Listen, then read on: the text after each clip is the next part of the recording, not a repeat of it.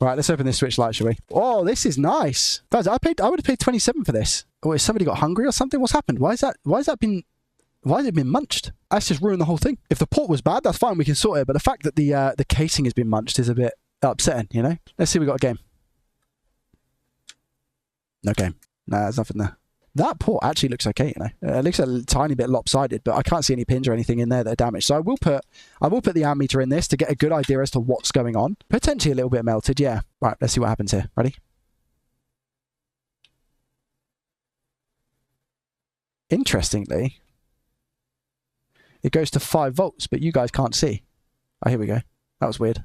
I'm just giving it a wiggle. Try again. Let me turn it around. It was saying 5 volts. Oh my gosh. Imagine if this is one that just charges one way but not the other. Because I get nothing here, 0 on the ammeter. Let me show you. Oh my gosh. It could be that they were trying a charger one way and it wasn't charging the other. I think that is the case. That's fine. We can replace the port. But let's see. Let's just make sure it turns on first. What causes that? It could be M92T36 or it could be the port. Could be either one. Here we go. It works. I mean, it's on. Lovely jubbly. It's actually been reset. I think what's happened with this, I think the story is that somebody thought it was faulty because it doesn't charge in one way. It's not charging this way. So if I turn it back, it's now going to start charging. It charges one way, not the other.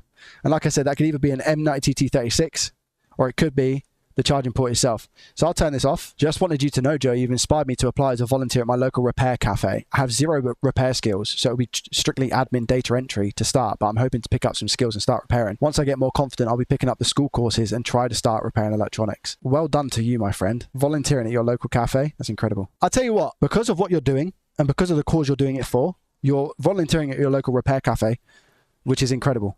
You're doing something that's about giving. We do a lot of giving in the school community. I'll give you a month of school for free, and you can see if you like it or not. Not free 7-day free trial. I'll give you a month because I think what you're doing is incredible. And then that way you can really get some help and whatnot. But at the moment, there's a lot of prioritization going into the school because it's a paid service, right? So you'll get answers a lot quicker there.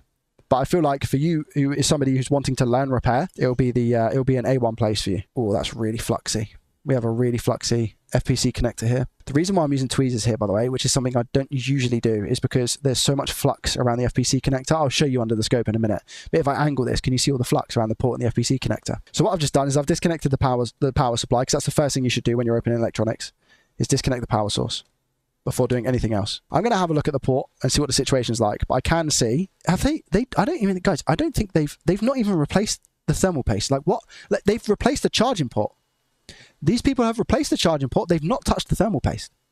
How crazy is that? To be fair, I know the Switch Lite specifically and the Switch, they don't need much to cool down because they don't generally run too hot, but not replacing it whilst you're there, change it on every single job. There's a missing screw, silver screw here. I don't think I took that one out. I think that was missing. Okay, this is the FPC connector. I'm just seeing if I've got any flux around here like I thought there was. Yeah, there's a tiny bit down. Yeah, there we go. Look at that. See that flux? That's why the cable, the FPC ribbon connector cable, was difficult to get out, because this little clasp here is going to be fluxy. So I need to sort that out. And this flux wouldn't have come from the FPC connector that we're dealing with. It's come from down here. So I have a little feeling as to why I think it's only charging one way. But I don't think any of those pins are attached. No, look at that. Look. None. Not a single one. The only pins that are attached are the ones on the underside. So there's 2 rows of pins in the USB-C port, on the Switch anyway. And you've got a row here and you've got a row here. You've got a row here and a row here. And the row here is probably connected just, which is why it only charges one way and not the other. M92T36 in this scenario is going to be absolutely fine. I'm going to show you how I'm going to rectify this. Now, there's a lot of flux. Can you see all this flux? I'm surprised the fuel gauge is okay, just judging by the work on here. It's not a horrendous job, but obviously it's a job whereby a row of pins is not connected, which wouldn't then be classified as a good one, right? So I'm going to take this port off, replace it. I'm not going to use the same port. Did they Dremel it? No, they didn't Dremel this. I thought maybe they might have Dremeled it because of how the plastic looked on the outside, but that's not the case. Has the solder flowed all the way through? Just about. So we'll take this off. We'll give it a nice clean with some IPA and make it look brand new. So if you remember how this one looks, guys, and I'm going to give it a nice clean, okay? M92T36 is untouched. I don't think that is going to be our issue. I think it's just going to be a port replacement. So bear in mind how this looks now, okay? So I'm going with a nice cushy 450 degrees Celsius here. Airflow speed is a nice 50 percentile. Now, in all honesty, I'll be very surprised if this doesn't take 3 seconds to come off the board. Because I'm going to go ahead and imagine that the person who worked on this previously has used leaded solder, but I could be wrong. You can see the flux going. I can see the solder going already. What should I say? I can taste it. Please no rip traces. Okay, we're cooking. First things first. Let me clean you, my friend. Let me give you a bath. Okay, let's have a look at that. Look how much better this looks already. Okay? So that flux be gone now. And all I've done, right, I need to put a lesson about this on the school. All I've done is just apply some heat and IPA brush and a microfiber cloth. That's it. And it's kind of looking great. Look, can you see we have none of that horrible reflection now? You know what I mean? Tiny bit in between the MOSFETs, but that's it. And back on this side, do you remember how much flux we had around the battery connector? That actually looks like it's been desoldered because they might have used heat. Wait there, let me check that. Ah, no, it's okay. But can you see, like, the flux that was there before is no longer there. Now what I need to do is I'm actually going to take the solder out of these holes right here as best I can because I don't trust it. I don't know what's gone on with it. Not the greatest soldering iron for this, by the way. The tip is not the greatest. Ideally here would be a big spoon tip. Be a great tip for this. And my most favorite tool of them all, solder remover, solder sucker. Now the reason I'm clearing the ground holes here is because I don't know what solder they've used.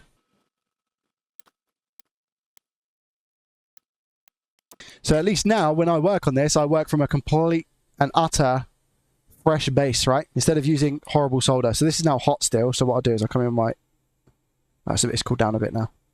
Let me come with some IPA. Just get rid of the flux that I had here. And the water sticker indicator, that's fine as well. Now we're coming with some flux. No, there's no risk that it will fall off on the other side now. Because there's tension. It's got tension. It's being sucked. It's being pulled to the board with the solder that's on the board itself. So you never blow components off unless you touch them. If you touch a component whilst you're doing that, absolutely. But if you keep your distance, you'll be all right.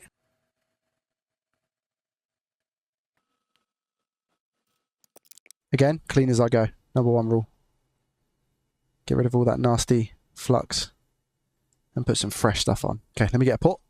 Switch Lite port. I'm just tinning the Switch Lite port now. Did I pin it? Did I tin it okay? Because I do it without the scope now. Yeah, it's fine. So this is where we now finally put the port on. 450 at 50. Let's get this port on.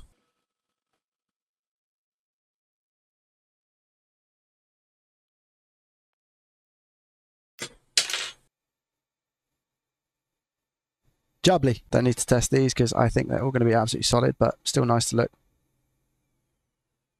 Nice. And that is how it's meant to look. To have both of the sets of the pins. Okay. All right. And now we should have charging both ways. A quick, nice and easy test for this is if I go to the overhead camera and I plug in the board, I should see 15 volts on both sides. That's not the right one because I wasn't getting that 15 volts. It'll go up to 70, settle down at 0. Should settle down at 0, but there. There we go. Settle down at 0. 15 volts. Okay. Turn it around. It wasn't working both sides before. There we go. Both at 15 volts. Nice. Question about school. Should I get the solder gear before joining the school? Is like a recommendation for the gear there. This is what the school is. We've got a one-to-one repair shop happening in 3 days. Okay. The help here is insane.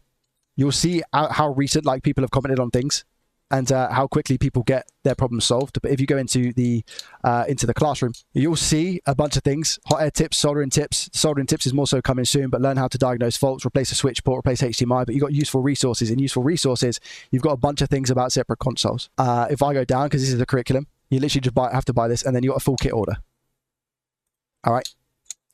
With some links exactly what it is that I recommend you buy and what you go for. And you've got repair basics, recommended tools. There we go. Look at this, guys. Look at this.